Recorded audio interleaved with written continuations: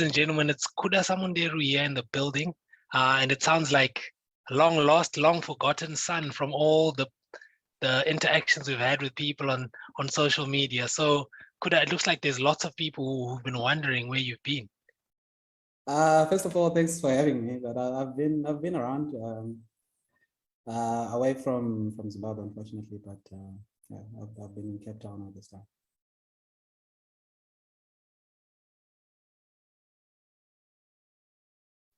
Yeah, well, look, absolutely fascinating that you're in and around. And look, it's a story we want to pick up. There's so much to unpack.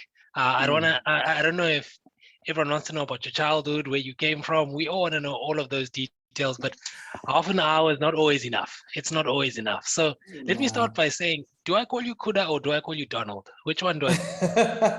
You'll be one of two people to ever call me Donald. One of them was probably my grade 1 or 2 teacher. And Nick every now and then calls me Donald when I'm in trouble, but yeah, not too many people call me that. Yeah. Okay, so I'm going to run with Donald. I love it. I'm going to run with Donald. So, look, so Kuda, a bit about yourself. I know we know you're Zimbabwe cricket protege who found his way in another career, and you played a handful of first class and list A games. So just a bit of background from you. Where did you come from, and how did you end up where you are today? Yeah, so I was born in Tunisia, where we've stayed. My family stayed all my life. I went to primary school at Tamuka Primary School, which is just down the road from my house. And I was fortunate enough to be one of 5 kids in that particular year. I think it was 1999. I went to high school in 2000 at Churchill. So I got a Zimbabwe cricket scholarship, which was really awesome.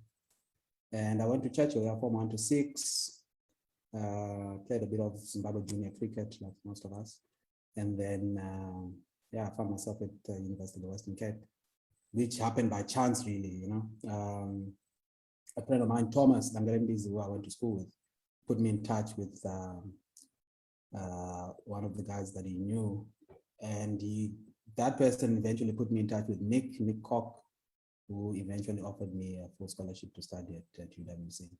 So that for me was, I don't really believe in chance, I believe it was meant to be. And that's where I sort of diverted away from Zimbabwe cricket a little bit.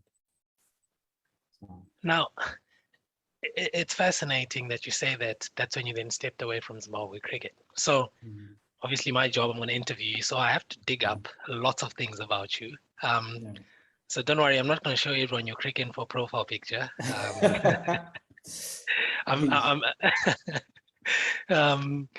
Look, you made your first class debut in 2004. Yes. Then you went on to play your last first class game in 2018.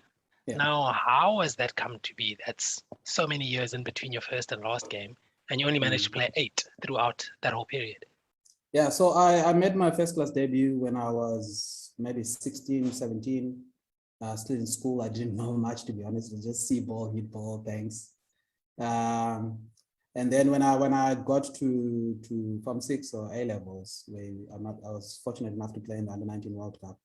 And when we came back, unfortunately, I wasn't one of the guys that got offered contracts like the others, and it was quite difficult. Even though I still played for Mashonaland that time, it wasn't the Eagles then.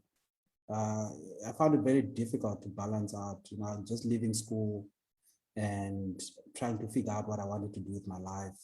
I obviously wanted to play cricket, but I always thought that there was so much more that I could possibly achieve, So I started looking outside for opportunities to study, and fortunately enough, it came about.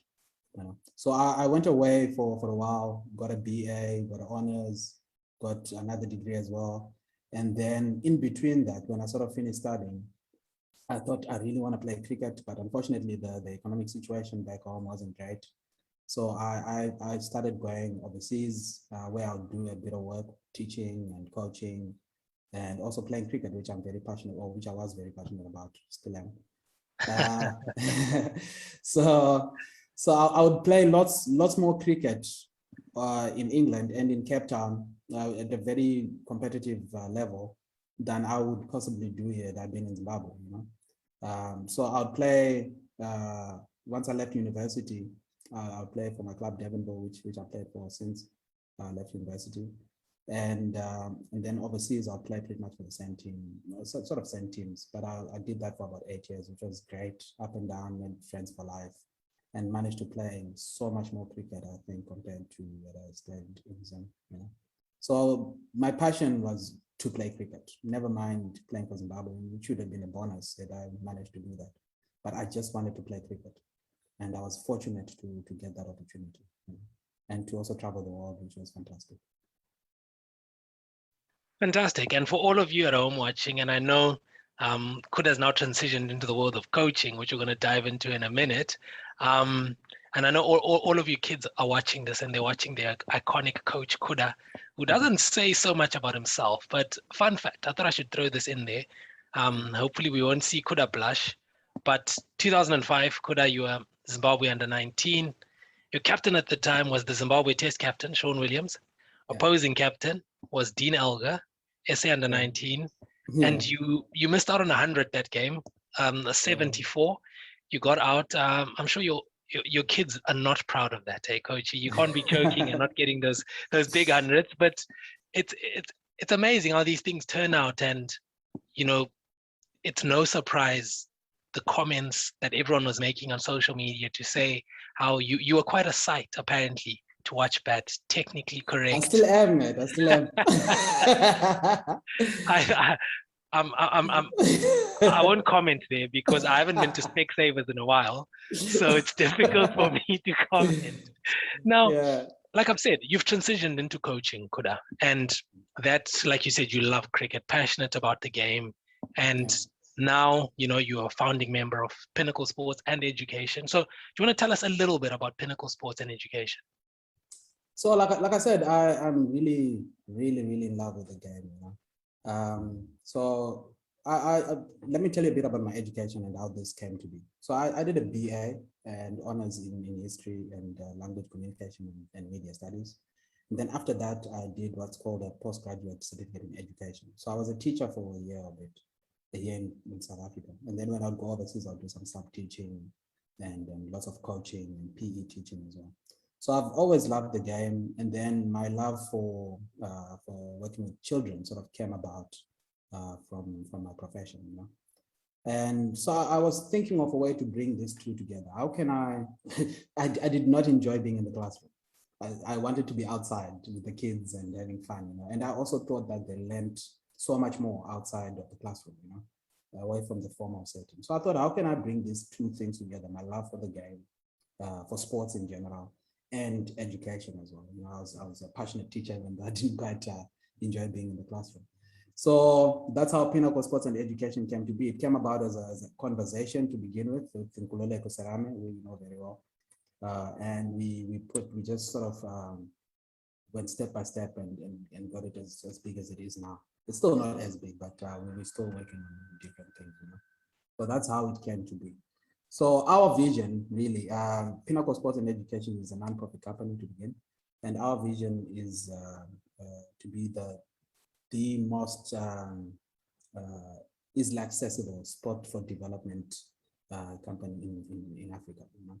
So part of our vision is to provide sports curriculum-based sports programs for schools, clubs, communities, and especially for those that can't necessarily afford these things, you know, especially after the COVID crisis now. Many people won't be in situations where they can afford quality sports coaching, quality education resources, and all these different things. So that's the gap that we're trying to fill in. But obviously, we're more inclined to cricket. So when it comes to cricket, we really put our feet down and then focus. But we also cater for many other sports, for hockey, cricket, soccer, netball, rugby as well. So we've got all these sorts of programs, and our job is to get them out there to as many people as possible. So, yeah. Amazing. It's brilliant. You know what I love? I love a beautiful story, and this is one of those, a cricketer who loves his cricket, and for someone who says they don't enjoy being in the classroom with the number of degrees you have, I find it hard to believe that you don't enjoy being in the classroom. and you've brought it together and you've found a way to give back. You found a way Yeah. to plow back and to create a pathway for the next generation, which is absolutely phenomenal and commendable.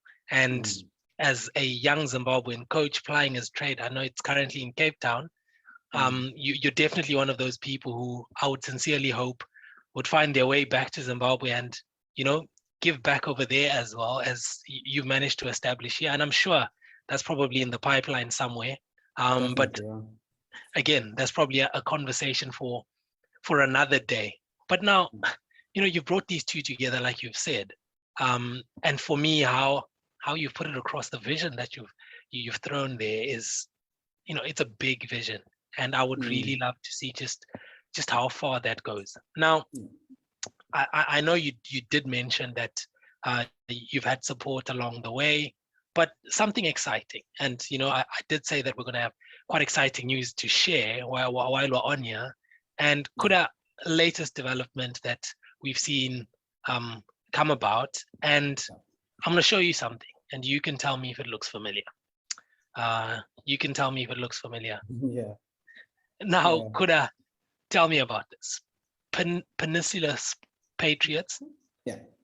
So we've recently, as Pinnacle Sports and Education and our partners at FMCG Training Solutions, we've created a cricket academy in Cape Town.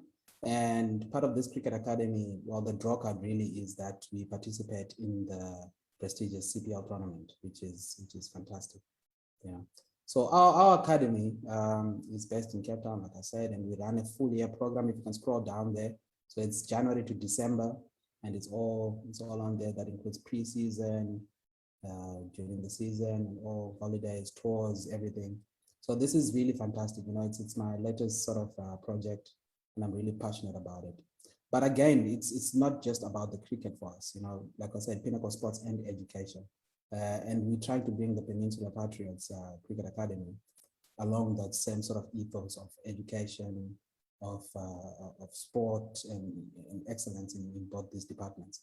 So one of the things that we really focus on is trying to get our kids thinking differently, and approaching the game differently, and giving them the opportunities to do such things. And we were fortunate enough to have generous partners in Africa Sports Consultants who had the same sort of vision, and who were looking for the same sort of things that we were looking for. Or who were offering the same sort of things that we were looking for. So one of those is career exploration, mindset development, career interest, basic. We've got the sport, multi-sport fitness program as well as the goal setting. So our partnership with Africa Sports Consultancy offers us to offer all these things to our academy members for free, which I don't think anyone else is doing in the country. And we also get to participate in all these prestigious tournaments and leagues. And we also host our own tournaments, and we're creating our own league as well, which is fantastic. I know most of the kids out there haven't had the chance to play any proper cricket for the past 2 years or so, and they're itching to get out there. And instead of just getting them all together and just doing things randomly, we thought let's really do something unique, something that the kids will really enjoy, the parents, and the sponsors and so forth. So that's my latest project. And it's up and running, and I'm happy. Things are going well. I just came from training now with some of the boys, so yeah, it's things are looking good, and we're very excited to see how far we can go. Kuda, amazing. And you know what? I'm going to give a little bit of a backstory here. And like, if anyone who's watching now, you can see the link there, pinnaclese.org.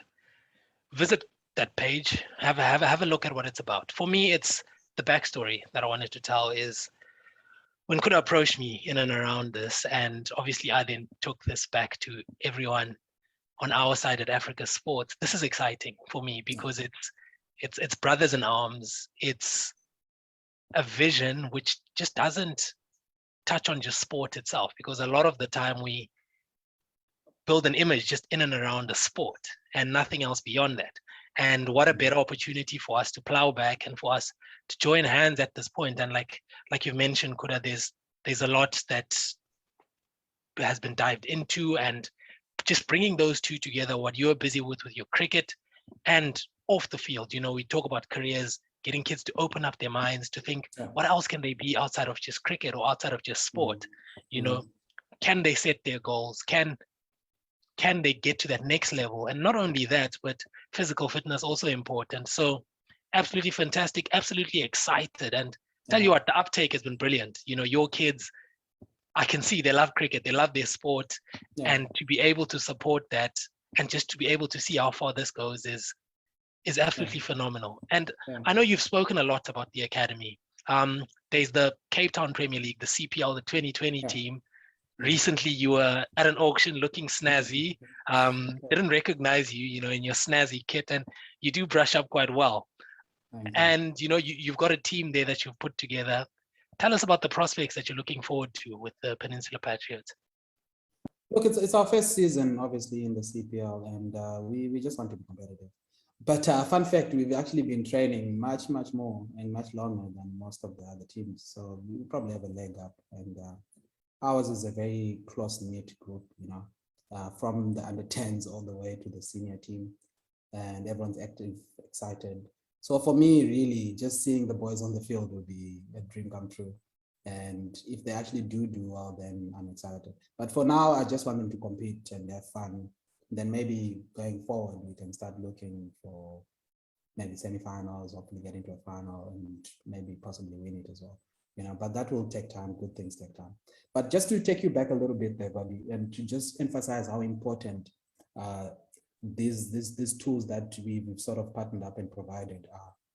You know, the harsh reality is one in maybe 1,000 kids will possibly go on and play for South Africa or Zimbabwe or whatever, you know? Yeah.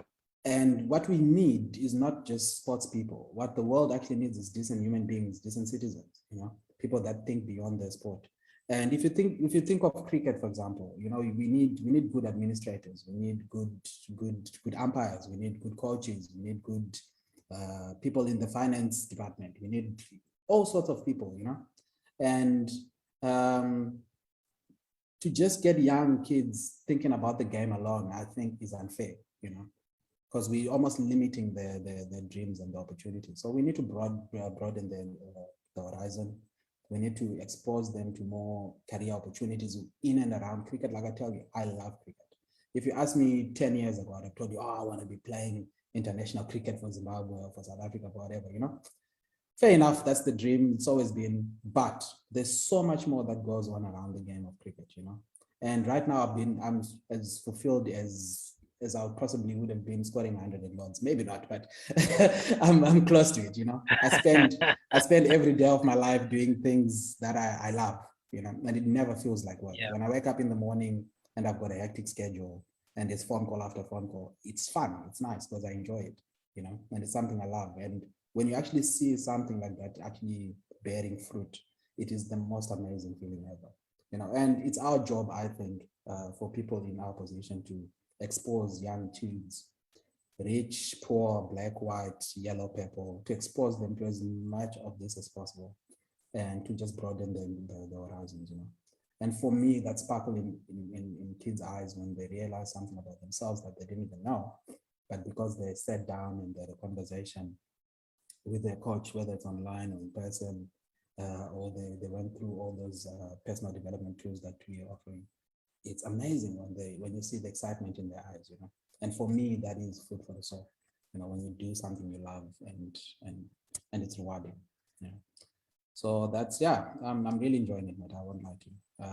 The dream is to hopefully spread it all the way to Zim. Obviously, I'm very passionate about my country. But it's really important that we also not, you know, like you say, I'm a cricket coach. I don't look at myself as a cricket coach, you know.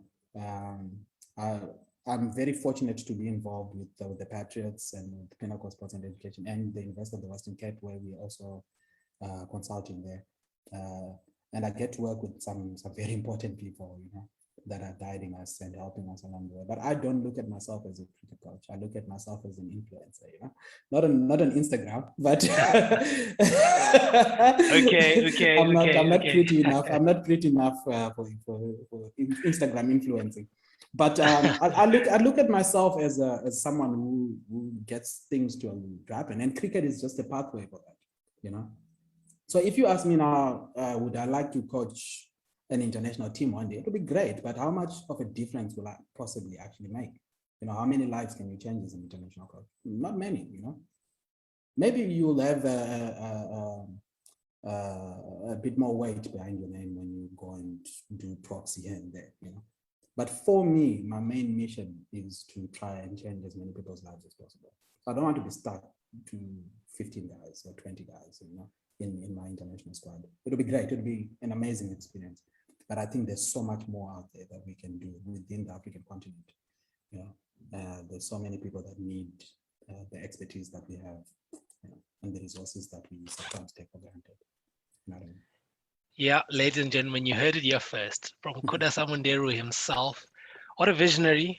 We love the vision, and I'm sure lots and lots of people piling into that. But, you know, as everyone, I know we've reached that point where everyone has got lots of questions for you and they're posing them to you. But I always just like to quickly just go through the feed and acknowledge a few of the comments that have been put through. And I see one of your biggest supporters here is there's Wendy Julius commenting here. And that's my sister, yeah. oh, wow, amazing. Tom, Yeah. Kevin Ruiz here as well. Sophia's here. Tondi Gundu is also here. He says, well done. He's very, very proud of you. And hello, Uncle Kuda. It's Jaden from Wendy. I'm not going to go through each and every one of them. There's so much to go through. But look, we've reached that point in the conversation where feel free to throw in your questions. If you've got anything you want to ask Kuda, this is a great opportunity to do so. Now, Kuda, there's already questions waiting. You know, I'm not even surprised. I saw on Twitter the other day as well. There's so much from Twitter. There's so much from Twitter that people have been asking, but I'm going to focus on those who've come to the live today and who've posted their questions in the chat. So what I will do, and look, sorry if I didn't acknowledge anyone else. Maya Ryan, Daryl, I see you there.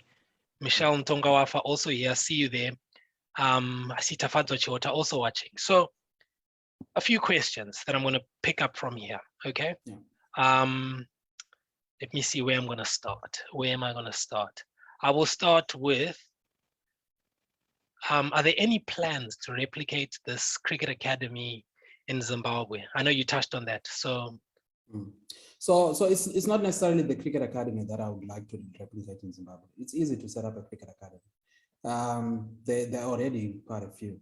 What we're planning on replicating is the non-profit company that we have here, Pinnacle Sports and Education, and offer the same programs that we offer here to all these affluent schools and all the underprivileged communities as well, and offer them in Zimbabwe. You know, those for me will be more worthwhile instead of just having a cricket academy. Now, what good is it for a child to learn how to bowl a cricket ball or hit a cricket ball, you know? But what are they actually taking back to their household, and what life lessons are they actually learning from us, you know? So for me, it's empowering them through sport and education. So we're empowering them to empower their education through sport, you know? For me, that is the most important thing. So a cricket academy is easy to just set up and have a bunch of kids running around. But the plan is to replicate the non-profit company and do all the things that we're doing here in South Africa in Zimbabwe. So that's the plan, and hopefully we can get the SRC on board. We can get all the sporting federations, the cricket, the Zimbabwe cricket, rugby, football, all these the sporting federations, get them on board, run programs for kids that do not have access to those kids. There's, at the moment, as we speak in Zimbabwe, there's a massive drug, call it a pandemic, if you will. You know, everywhere you go, kids are taking drugs, alcohol abuse, crime is going through the roof. So it's our job to fill in that gap and keep these people busy, and not just keep them busy playing cricket, but actually teach them a few other things, get them enrolled in scholarship programs, get them to school, get them to university, so they can actually change their families' lives and put food on the table. At the end of the day, it's only 11 cricket players on the field, maybe 20 are contracted, you know? So what good is that actually in the bigger scheme of things? So that's what the plan is at the moment. Yeah, tons of questions here, Kuda, tons of questions. So you're gonna have to shoot quite fast. Okay. Michelle Ntongawafa is asking, do you plan on implementing the same level of intensity for ladies cricket as you put into men's cricket? Definitely. So Ladies cricket, Michelle should know. She's also part of the ladies, the Patriots ladies team. She's probably going to be captain. Big reveal there. But yeah, definitely. We're very passionate about ladies cricket. I myself have a daughter who I'd like to see one day be involved in lots of sports, you know. Not only is it character building, but it gives girls especially a sense of confidence, a sense of belonging, a sense of worth. So I'm very, very passionate when it comes to ladies cricket, to be specific, and ladies football as well. You know, in Zimbabwe, for example, ladies sport, anything ladies sport wise is not taken seriously. You know? And I'd really like to change that so that they can actually think of career paths in sport from a very young age. So Yeah, that's the plan. Yeah. I love that. I love it, Kuda. Absolutely love it, because like you said, the women's game is growing globally, be it in cricket, be it in football. And it's good to see the representation of ladies, even commentary. You know, you've got ladies commentating. So, you know, there's so much potential there. Ladies cricket at the moment is actually drawing in more sponsors than men's cricket, you know. So that alone should tell you that there's so much potential over there, you know. But unfortunately, where we are, as we stand at the moment within the African context, women are still expected to be in the kitchen, you know, and bearing babies. And this for me is a big, big problem. I've got sisters, you know, and they taught me that, you know, empowerment, give people opportunities. They got out there, they made things of themselves, coming from nothing. And for me, that was the example I needed, you know. So it's my job to really give other girls a chance to do that as well. Now, I know you've spoken about all these plans.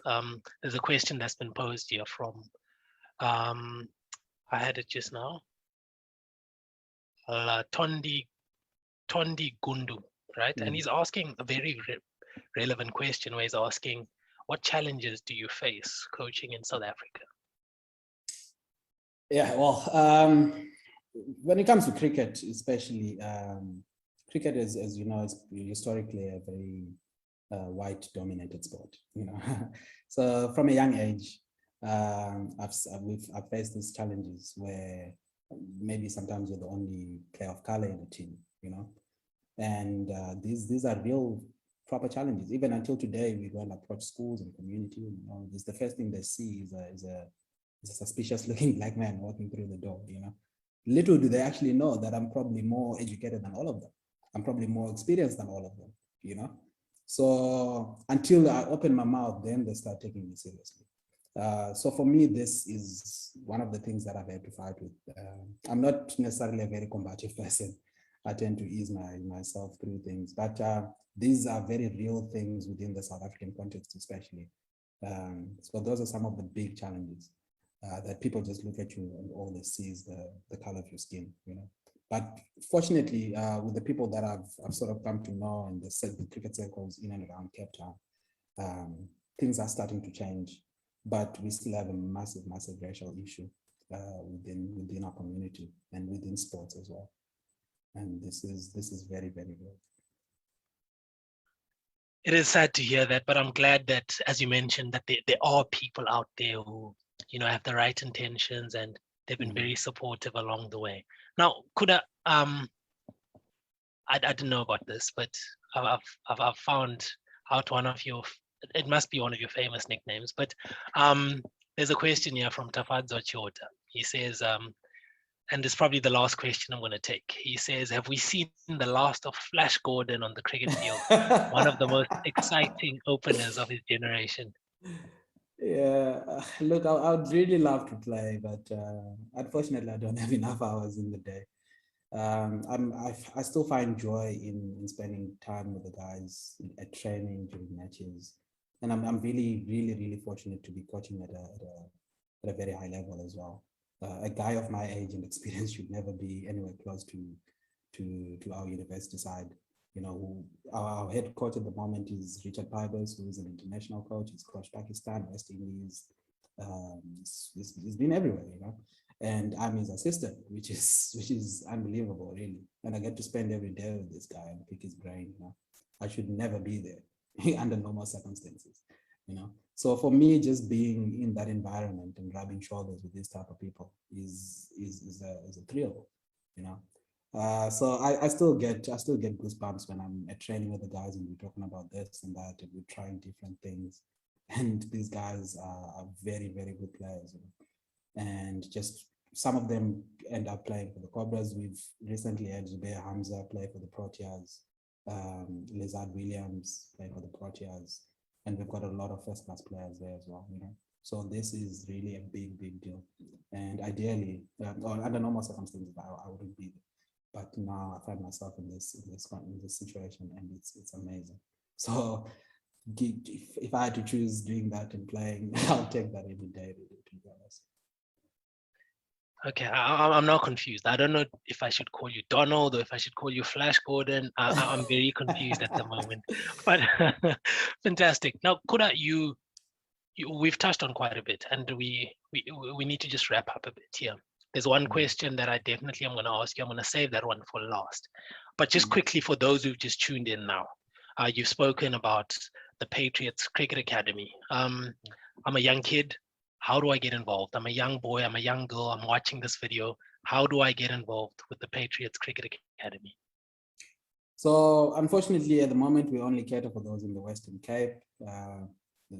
So go on our website, pinnaclese.org, scroll through what we're doing with the nonprofit and all our different projects and everything else we have to offer before you lastly go to the Cricket Academy page. So you get a good background and sense of what we're trying to do. Once you're on the Cricket Academy page, send us a message or click the big red join now button and everything you need will just pop up right there. It's very, very easy. If you need to get in touch with us, follow us on social media, on Instagram, Pinnacle_SC or Patriots_cricket. Or you can follow me personally, get hold of me. Let's start talking about different solutions and hopefully we can come up with something. Fantastic. Kuda Samunderu here, the man himself. He says his DMs are wide open, so don't be shy. Get to ask him cricket related. I meant cricket related, Kuda. I don't know why you're laughing. Or cricket related.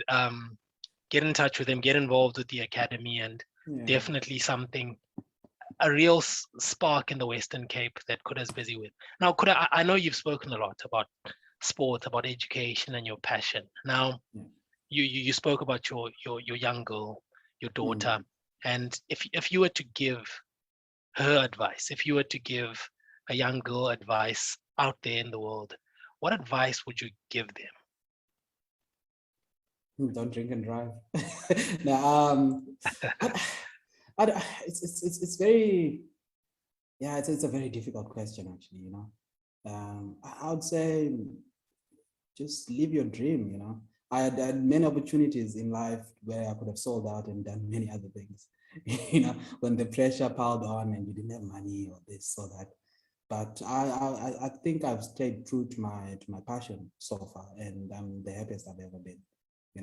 When you wake up in the morning and you do something you actually love and enjoy, instead of sitting behind a computer and you just doing it to get to the month end when you get paid, that's not life. Life for me is passion in action. So if I had my daughter sitting across the room, the table now, I'll tell her to just be as passionate as she can be and try each and everything that pops up in her mind. And as parents, I think it's our jobs to provide access to these things and actually let them be, not try to live vicariously through them. So let the kids be, have fun, explore, try as much as you want to, have fun.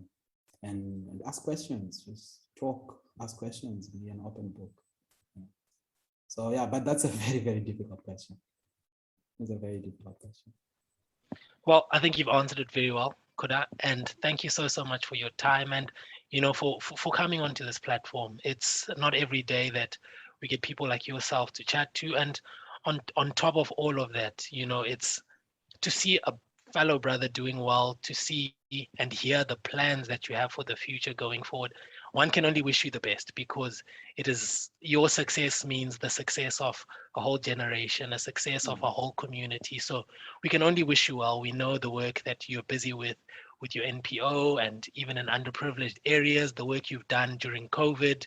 And I know you're a very humble guy. You're not one to put this on the forefront, but I had to go digging and looking up stuff on websites and doing my research, and it's amazing. What you are doing is absolutely amazing.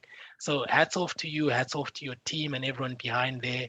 And we can only wish you the best. And hopefully in years to come, like you mentioned, you would be involved in giving back to your home country, Zimbabwe, and lots of things to come that way. So Kuda, thank you so much for joining us tonight. My pleasure, man. Thank you for having me. Yes.